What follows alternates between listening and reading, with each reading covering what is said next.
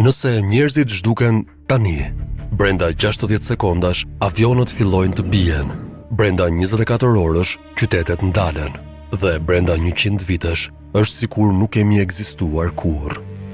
Dhe kjo nuk është teori, është e llogaritur, sepse çdo gjë që shikon rreth teje, rrugët, energjia, interneti, qytetet, funksionon vetëm për një arsye. Dikush është aty për ta mbajtur gjallë. Hiqe njerëzimin nga ekuacioni dhe sistemi nuk shembet me njëherë, por fillon një numërim brapsht. Në këtë video do shohësh pse teknologjia është gjëja e parë që na tradhton, si natyra e rimerr planetin më shpejt nga sa mendon dhe momentin e saktë kur toka na fshin nga historia. Jo pas mijëra vitesh, brenda një shekulli, dhe pjesa më e frikshme, planeti nuk e vëren mungesën tonë. Ai thjesht vazhdon. Minutat dhe 24 orët e para. Sekonda pas zhdukjes së njerëzve, asgjë nuk duket ndryshe, por vetëm për pak minuta. Avionët janë të parët që e paguajnë çmimin. Qindra avion janë në ajër çdo moment, pa pilot, pa kontrollor, pa komunikim. Brenda minutave ata fillojnë të bien. Oqeane, male, qytete bosh. Radarët vazhdojnë të funksionojnë, por nuk ka askënd që t'i shoh. Pastaj vjen energjia. Centralet elektrike janë ndërtuar për të kontrolluar nga njerëzit. Pa operator, shumica futen në shutdown për siguri. Rezultati? Blackout global. Brenda pak orësh, mbi 90% e tokës është në errësirë totale. Internet, serveret kanë nevojë për energji dhe ftohje. Pa to, rrjeti global bie një nga një. Fillimisht rrjetet sociale, pastaj databazat, pastaj gjithçka. Në fund të ditës së parë, interneti nuk ekziston më. Por rreziku më i madh nuk është errësira, janë reaktorët bërthamor. Shumica mbyllen automatikisht, por disa mbeten pa ftohje. Temperatura rritet ngadalë, pa alarme, pa panik. Disa zona fillojnë të rrjedhin rrezatim. Nuk ka shpërthime spektakolare, vetëm ndotje e heshtur që përhapet. 24 orë pas zhdukjes së njerëzve, planeti është ende aty, por bota jon ka vdekur. Javët e para. Pas disa ditësh pa njerëz, qytetet nuk janë më thjesht bosh. Ato bëhen të paqëndrueshme. Uji mbetur në tuba fillon të rrjedh, bodrumet përmbyten, ashensorët ngecin përgjithmonë. Sistemet e ventilimit ndalen. Ndërtesat moderne, të ndërtuara për përdorim konstant, fillojnë të degradojnë nga brenda. Por dikush tjetër po vëzhgon. Kafshët. Minjt dalin të parët, pa drita, pa zhurmë, pa njerëz. Ata marrin rrugët, dyqanet, magazinat. Pastaj vijnë grabitqarët e vegjël, dhelpra, qente ndacak, macet e egra. Qytetet kthehen në korridore natyrore. Parqet lidhen me rrugët, rrugët lidhen me pyjet. Asfalti fillon të çahet. Brenda javësh, barishtet çajnë trotuaret, rrënjët hyjnë nën beton. Një çarje e vogël bëhet strukturë shkatruese. Kopshte zoologjike mbeten pa ushqim dhe kujdes. Shumë kafshë vdesin, por disa arrin të shpëtojnë. Gardhet ndryshken, portat bien. Kafshë që nuk kanë qenë kurrë të lira, dalin në territore urbane. Në këtë fazë, planeti nuk po rikuperohet. Ai po ndryshon balancën. Bota njerëzore po shndërrohet në diçka tjetër.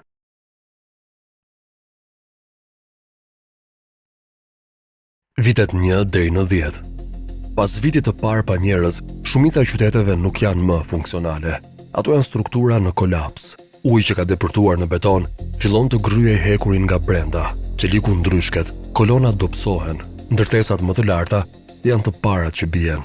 Jo me shpërthime, por me shembje të heshtura, një nga një. Ujërat janë edhe më të rrezikuara, pa inspektime, pa riparime, kablot mbajtëse lodhen. Brenda disa vitesh, shumë ura ikonike shembe në lumenj, duke bllokuar rrjedhën e ujit dhe duke krijuar përmbytje të reja natyrore. Por goditja më e madhe vjen nga digat. Mijëra diga në botë mbajnë pas triliona litra ujë. Pa njerëz që të kontrollojnë presionin dhe strukturën, disa prej tyre dështojnë. Kur një digë çahet, nuk ka alarm, nuk ka evakuim. Vetëm një mur ujë që përpin gjithçka përpara.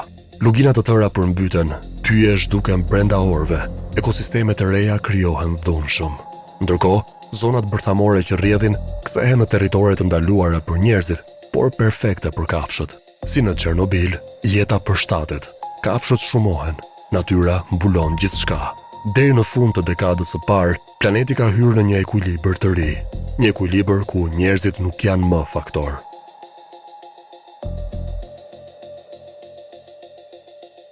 100 vjet më pas.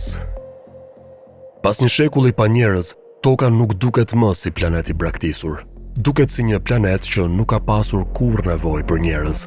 Qytetet janë zhdukur nga sipërfaqja, jo sepse u shkatruan me dhunë, por sepse u gëlltitën ngadalë. Rrugët janë kthyer në shtigje kafshësh, ndërtesat janë shembur ose janë mbuluar nga pemë të mëdha. Vetëm strukturat më masive mbijetojnë si skelete betoni, pa kuptim, pa emër. Aeroportet duken si fusha të sheshta gri, ku askush nuk e di pse ekzistojnë. Qendra tregtare janë shpella të errta, të mbushura me dhe, rrënjë dhe ujë. Plastika nuk është zhdukur, ajo është coptuar, e përzier me tokën, e futur në zinxhirin ushqimor. Oqeanet janë më të pastra. Peshqit janë kthyer në numra që njerëzit nuk i kanë parë prej mijëra vitesh. Balena notojnë në zona ku dikur kishte porte dhe anije. Pyje dominojnë kontinentet. Ujqërit, arinjë dhe grebiqar të mëdhenj sundojnë territore të mëdha pa kufinj.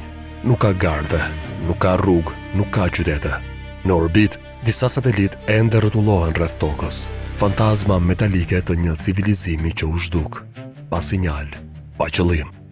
Diku thellë në tokë, mbetjet radioaktive vazhdojnë të ekzistojnë, jo si kërcënim për planetin, por si shenjë që dikur kishte diçka këtu. Nëse një inteligjencë tjetër do të shfaqej pas 100 vitesh, nuk do të gjente libra, nuk do të gjente gjuhë, nuk do të gjente histori. Vetëm objekte të pakuptueshme, forma artificiale, materiale që nuk i përkasin natyrës. Dhe nga gjitha këto, do të kuptonte vetëm një gjë. Këtu ka ekzistuar një specie shumë e zgjuar, që ndërtoi gjithçka shumë shpejt, dhe u zhduk po aq shpejt. Planeti vazhdoi, jeta vazhdoi, vetëm ne jo. Gjurmët që nuk zhduken. Edhe pas 100 vitesh, zhdukja e njerëzve nuk është absolute. Jo sepse kemi qenë të përhershëm, por sepse kemi ndryshuar vetë planetin.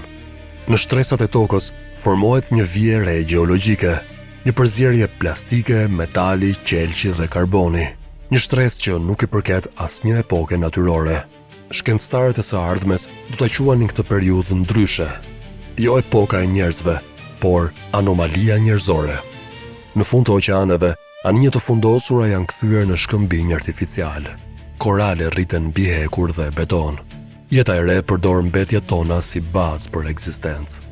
Në disa vende, tunele nëntoksore, bunker masiv dhe struktura të mëdha mbijetojnë për qindra vite të tjera, jo si trashëgimi, por si objekte pa kontekst. Askush nuk e di pse janë ndërtuar, askush nuk e di çfarë përfaqësonin. Në orbit, satelitët përfundimisht bien, një nga një digjen në atmosferë. Gjurmët e fundit të civilizimit zhduken nga qielli. Në këtë pikë, planeti nuk mban më asnjë kujtim funksional për njerëzit, vetëm shenja fizike, pa histori, pa emra. Dhe kjo është ironia finale. Njerëzit u zhdukën, por pasojat e tyre, jo.